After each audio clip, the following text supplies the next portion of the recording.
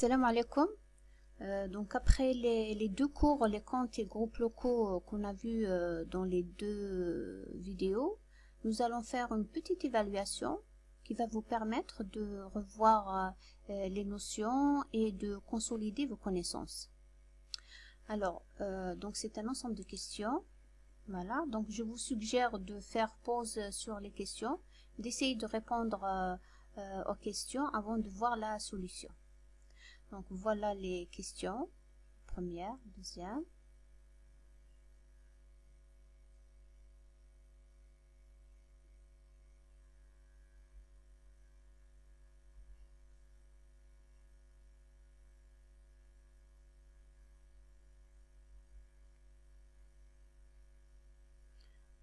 Voilà, donc on va commencer. Alors la première question, à quoi sert un compte local sur une machine? À s'authentifier localement, à utiliser des ressources sur le réseau, à utiliser les ressources locales de la machine. Donc, alors, j'ai oublié de vous dire, donc j'ai fait une mind map sur les comptes locaux et les groupes locaux que vous allez trouver dans le lien de description.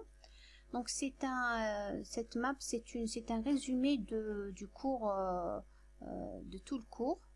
Donc c'est une méthode très facile pour résumer le cours et donc il y a tous les points qu'on a abordés. Donc on va essayer de répondre en même temps sur cette map. Alors donc la première question, donc à quoi sert un compte local sur une machine? Bien sûr, donc à s'authentifier localement et à utiliser les ressources locales de la machine. À utiliser des ressources sur le réseau, donc c'est vrai qu'avec un compte local, je peux accéder à lorsque je me connecte à une machine, je peux accéder à un partage, mais ça reste toujours un compte local à la machine. On va voir ça dans le cas des réseaux poste à poste. Voilà, donc à quoi sert un compte local? Si je reviens à ma page, donc le compte local, donc avec un compte local, on peut accéder localement à la machine par authentification en introduisant un nom d'utilisateur et un mot de passe, et accéder aux ressources locales de la machine. Les ressources, donc, c'est les dossiers, le disque, les fichiers et les différentes applications. Voilà. Alors, la deuxième question, qu'est-ce qu'un compte prédéfini? Un compte prédéfini donc est créé par un compte administrateur, un compte créé par le système lors de l'installation, un compte facultatif. Donc un compte prédéfini, c'est un compte qui est créé par le système lors de l'installation. Donc on a deux types de comptes prédéfinis qui sont donc l'administrateur et l'invité. Donc on a deux comptes. Donc ces deux comptes sont créés automatiquement lors de l'installation. Donc on va voir que l'administrateur, c'est un compte qui est... les deux comptes sont désactivés par défaut. D'accord? Voilà. Ok. La troisième question. Est-il possible dans les propriétés d'un compte d'activer simultanément les options d'utilisateur? L'utilisateur doit changer le mot de passe à la prochaine ouverture de session et le mot de passe n'expire jamais. Donc, on l'a déjà vu donc lorsqu'on a expliqué les mots de passe. C'est donc, est-il possible que les deux comptes soient activés simultanément? Donc non. Donc une option, elle va donc annuler l'autre. C'est deux options qui sont incompatibles. Donc on va essayer de revoir ça sur la machine.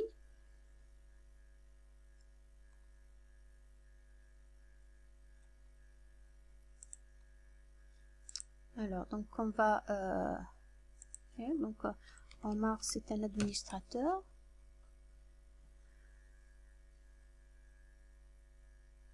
Ok, alors non, je préfère rentrer avec IT.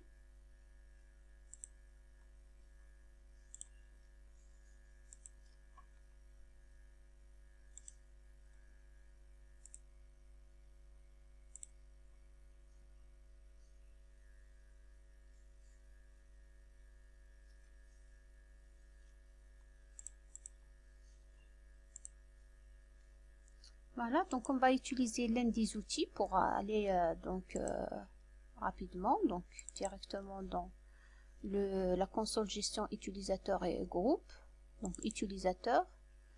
Alors, donc on va essayer de faire un nouveau utilisateur. Voilà, donc l'option mot de passe, l'utilisateur doit changer de mot de passe, elle est cochée. Utilisateur ne peut pas changer de mot de passe, il est grisé. Donc si je coche l'utilisateur ne peut pas changer de mot de passe, l'utilisateur doit changer le mot de passe, elle est grisée. Donc les deux options ne peuvent pas être activées simultanément.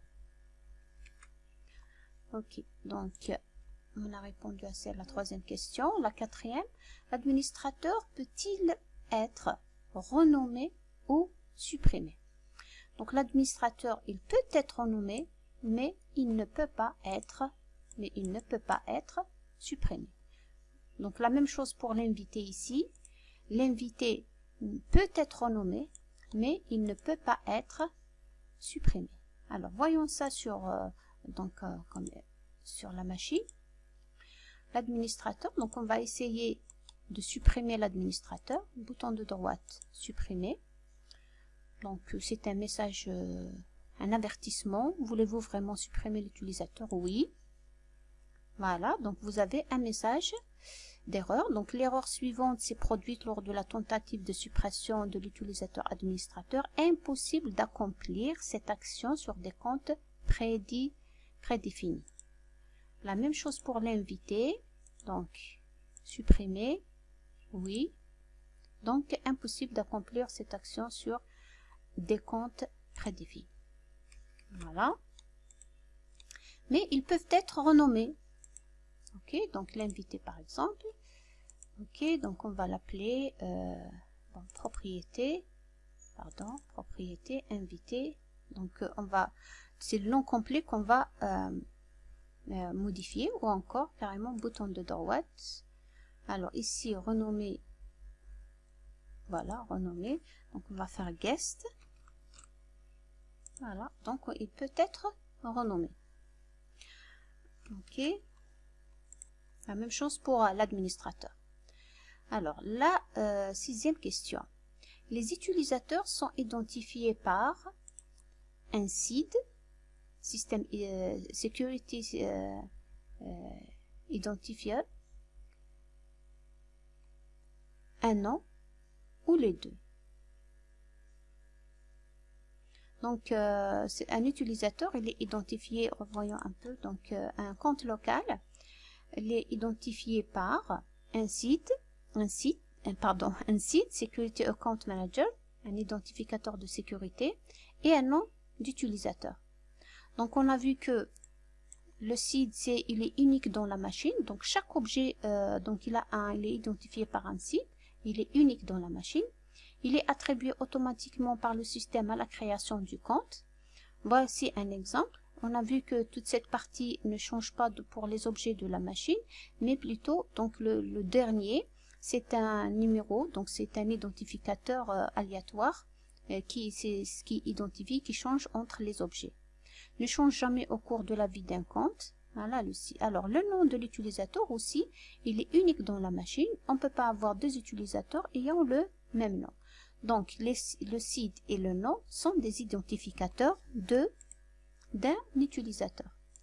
Donc un utilisateur sont identifiés par les deux. Je ne dois pas répondre à un SID, un nom. Non, puisqu'il y a la troisième question, les deux. Donc c'est faux de dire, de cocher SID et de cocher un nom, puisqu'il y a la réponse les deux. S'il n'y avait pas la réponse les deux, donc je dois cocher sur les deux, puisque il y a une troisième possibilité qui mentionne les deux possibilités. Donc celle qui est correcte, c'est les deux. Donc la septième question. Un utilisateur à sa création appartient à un groupe, à deux groupes, à aucun groupe. Donc on va revoir. Donc un compte utilisateur. Alors il appartient, donc appartenance, voilà, donc un compte utilisateur, appartenance à au moins à un groupe. D'accord? Donc un utilisateur appartient à au moins un groupe. Par défaut, un compte est ajouté au groupe prédéfini utilisateurs et peut appartenir à plusieurs groupes. D'accord? Donc, un utilisateur à sa création appartient à un groupe. Donc, à sa création. Donc, à sa création. Il peut appartenir à deux groupes après si on ajoute comme membre dans un autre groupe, mais à sa création, il appartient à un groupe. Un utilisateur, au minimum, il doit appartenir à un groupe, donc aucun groupe n'est pas valide. Alors, la 8e question, un utilisateur peut ne pas appartenir à aucun groupe, vrai ou faux? On vient de répondre à cette question. Peut ne pas appartenir à un groupe, c'est faux. Donc, il doit appartenir au moins à un groupe. Et le groupe auquel il appartient, par défaut, c'est le groupe utilisateur. Alors, la 9e question. Si je crée un compte Bob, le supprimer puis le recréer sous le même nom Bob, aura-t-il le même site? Non. Il ne va jamais avoir le même site. Donc, rappelons, donc un compte utilisateur, le site, il est unique dans la machine. Donc, ne change jamais au cours de la vie d'un compte. Et si je crée un autre compte, il va avoir un autre site complètement différent. Donc, la 10e question. Lors de la création d'un compte local, quelles informations doivent être obligatoirement indiquées? Est-ce que c'est le nom de l'utilisateur, le prénom, le nom complet, description, mot de passe et profil? Alors, d'après ce qu'on a vu, donc les comptes, donc les informations obligatoires sont, alors le nom de l'utilisateur, il est obligatoire. C'est un nom avec lequel l'utilisateur doit ouvrir une session. Donc, il est obligatoire. Le prénom, il n'y est même pas, donc il n'y a pas de propriété qui s'appelle prénom. Le nom complet n'est pas, il est facultatif. La description, elle est facultative. Le mot de passe, on va dire pas facultatif, mais il peut être vide. Un profil aussi, donc il est facultatif. Donc le seul ici, la seule information obligatoire, c'est le nom utilisateur. Alors voyons ça. Si on crée un utilisateur, nouvel utilisateur, nom d'utilisateur, donc il y a un nom complet, description, on ne voit pas ici prénom par exemple, nom d'utilisateur, donc si je fais user 5, aucun mot de passe, créé, il est créé. Donc on a indiqué uniquement, on a mentionné uniquement le nom d'utilisateur. Voilà. Donc nom utilisateur.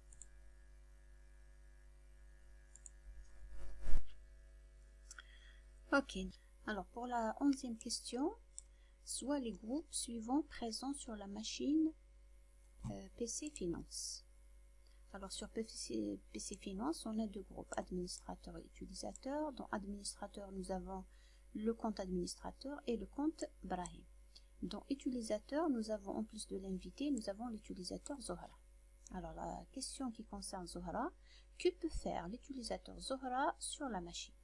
Exécuter le logiciel Word, accéder à son compte Facebook, installer un logiciel, créer un dossier photo, changer l'adresse IP, modifier son mot de passe, lire les fichiers créés par Brahim sur la partition D. Alors, donc on va répondre à ces questions sur la machine tout en exécutant, en essayant sur notre machine. Supposons que celle-là s'appelle PC Finance et les utilisateurs, donc nous avons Aitali et donc on suppose que Aitali c'est Zohra parce que c'est un utilisateur.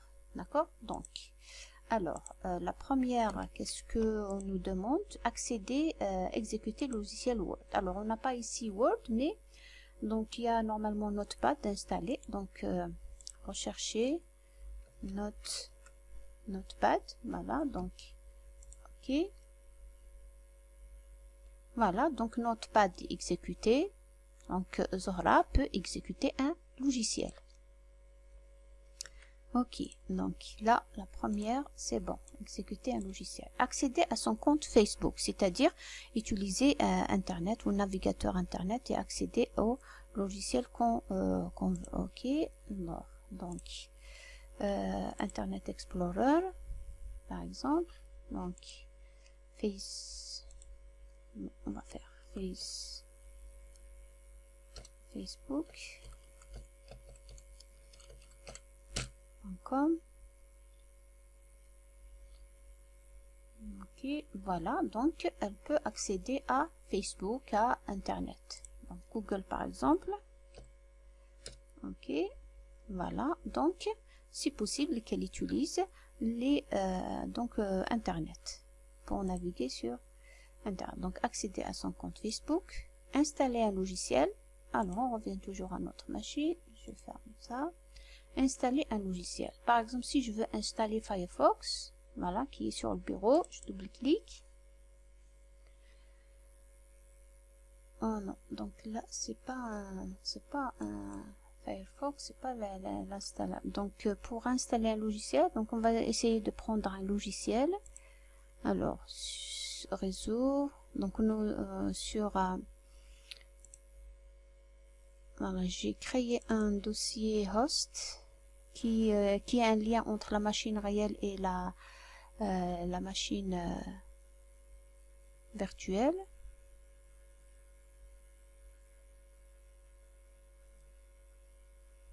Allez.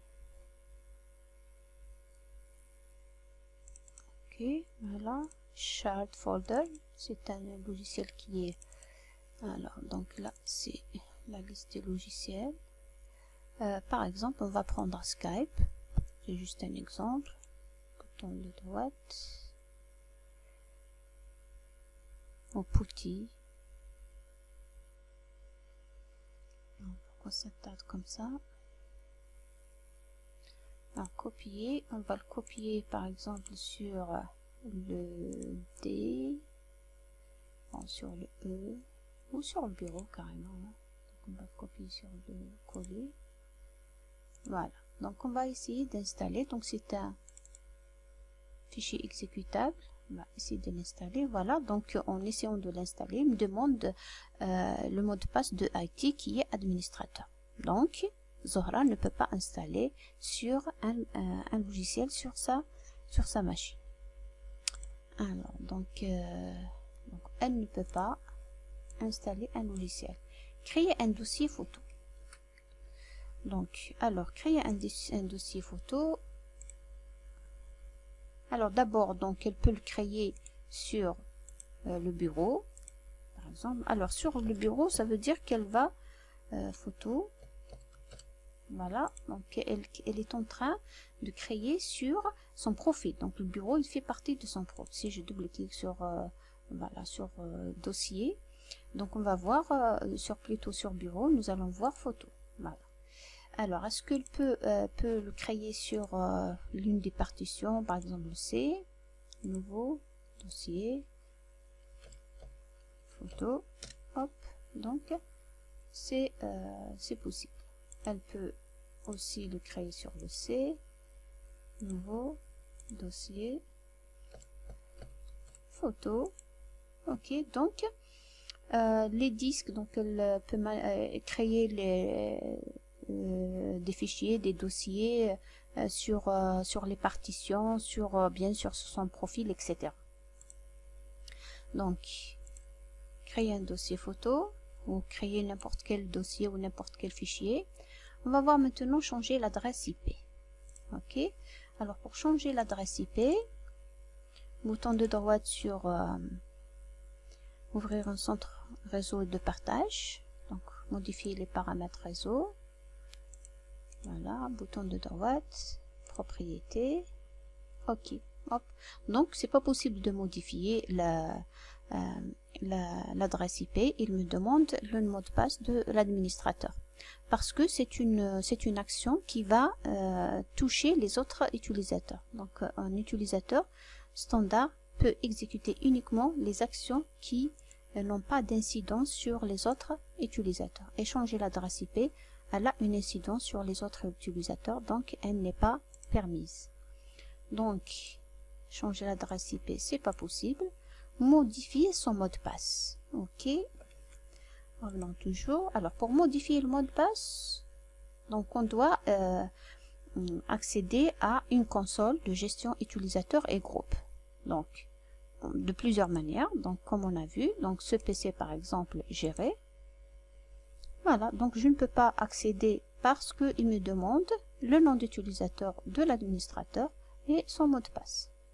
Donc, c'est pas possible de changer modifier son mot de passe. Donc, c'est pas possible.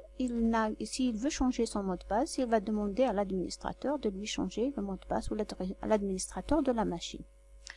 Dernier point, lire les fichiers créés par Brahim sur la partition. Alors, on va supposer que donc la Aïtali c'est Zohra et par exemple Omar c'est Brahim. Omar c'est un administrateur, Brahim c'est un administrateur. Donc est-ce que Aïtali il peut lire les fichiers créés par Brahim? Donc déjà, ok, donc on va rentrer avec Omar. On va créer, vous allez voir, donc Omar.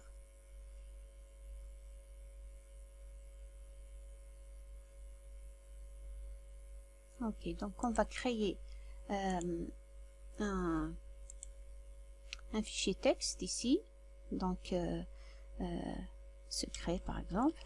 Voilà. On va créer un fichier là, par exemple, donc secret. Ok, enregistrer. Et Brahim, on va créer un autre fichier sur le E, un autre fichier, voilà, qu'on va appeler document texte secret. Ok, donc par exemple Brahim 1, 2, 3. Par exemple, c'est son mot de passe. Enregistrer, très bien.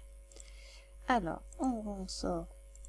On ouvre une session avec Aïtali qui est Zohra dans notre exemple.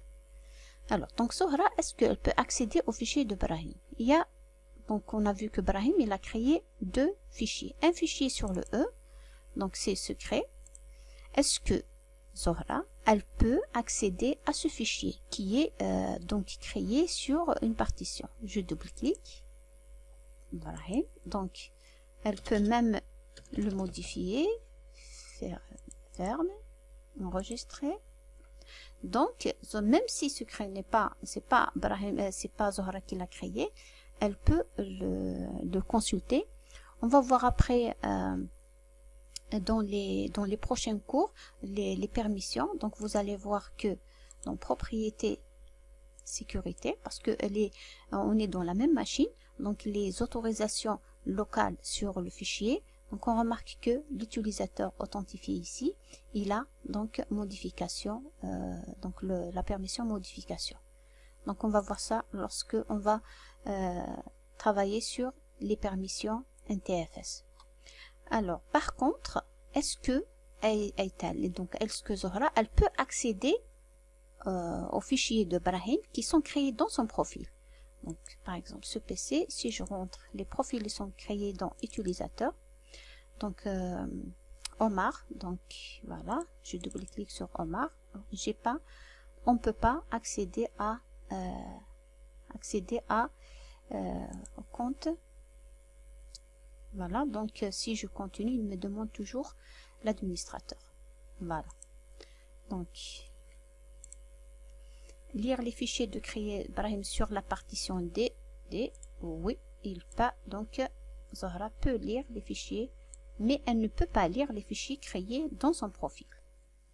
Alors, concernant maintenant la deuxième partie, que peut faire Brahim sur la machine PC Finance? Alors, Brahim, c'est un administrateur. Donc, changer l'adresse IP, c'est sûr. Donc, il va changer l'adresse IP, modifier le mot de passe de Zohra, installer un logiciel, lire les fichiers créés de Zohra sur la partition D, la même chose. C'est possible pour Zohra comme c'est possible pour Brahim. Accéder au profil de Zohra. Là, non. Supprimer le compte Zohra. Donc accéder au profil de Zahra, c'est pas possible. Donc n'importe quel utilisateur, il ne peut pas accéder au profil d'un autre utilisateur. Donc c'est des données sécurisées. Supprimer le compte Zahra, bien sûr, c'est un utilisateur administrateur, donc il peut supprimer le compte, il peut supprimer le compte de Zahra. Donc c'est oui ici. Voilà. Donc la dernière partie, la dernière question, c'est une mise en situation. Vous venez d'être recruté dans un collège comme enseignant en informatique. Alors, on met à votre disposition une seule machine de 15 PC sous Windows 8.1. Vous allez enseigner 4 classes, par exemple, donc première année 1, première année 2, troisième année 1, quatrième année 2. Chaque classe est divisée en deux groupes. Bon, c'est un cas réel, c'est ce qui se passe. Donc, une classe est divisée en 2 groupes. Alors, on vous demande comment allez-vous procéder pour organiser la salle pour assurer un environnement stable et sécurisé pour chaque groupe. Donc, on suppose que la salle machine, voilà. Donc, généralement, les salles machines, elles sont de cette architecture. Donc, on étoile sur un switch et on a les PC en U et le PC du prof. Voilà. Alors, comment on va procéder comment vous allez procéder pour organiser le travail des élèves. Donc, j'espère que vous avez pensé. Voilà. Ce que je propose, moi, c'est ce que je fais en réalité. Donc, alors, pour chaque PC, donc pour chaque PC de la salle informatique, il doit y avoir le premier compte qui est commun à tous les PC, c'est prof. Qu'on peut appeler prof, admin, administrateur, non pas administrateur, prof, admin, professeur, votre nom. L'essentiel, c'est il représente le nom du professeur. Bien sûr avec un mot de passe et il appartient au utilisateur administrateur. Donc c'est le seul administrateur qui va donc exister sur tous les PC. Maintenant pour les classes, donc moi je suggère que chaque classe, donc on va créer un groupe. Donc pour chaque groupe, par exemple première année 1 G1, première année 1 G2, ils sont donc 2 groupes. Alors les comptes, pour chaque groupe on va créer un compte au niveau du PC avec un mot de passe qui est commun. Donc tous les élèves, ils vont rentrer sur le PC, chaque PC, donc ils vont rentrer, le groupe 1 il va rentrer avec cet utilisateur, le groupe 2 il va rentrer avec cet utilisateur. Donc les utilisateurs vont être des utilisateurs standards, voilà. Et pour chaque groupe, on va créer un dossier de travail. Soit, là on a 2 possibilités, soit on crée pour chaque groupe un dossier de travail sur une partition, ou dont ils vont travailler, donc chaque groupe va travailler sur son profil. Donc par exemple sur son bureau. Alors il y a des inconvénients et des avantages ici. Alors si on travaille sur le bureau, chaque groupe il va travailler sur son bureau.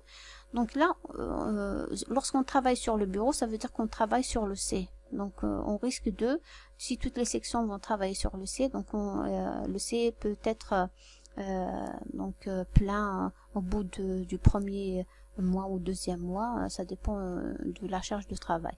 Mais la deuxième possibilité, donc travailler sur des dossiers, sur des partitions, c'est la meilleure solution, sauf que ici il faut donc sécuriser les dossiers pour que un groupe ne va pas accéder au dossier de l'autre groupe.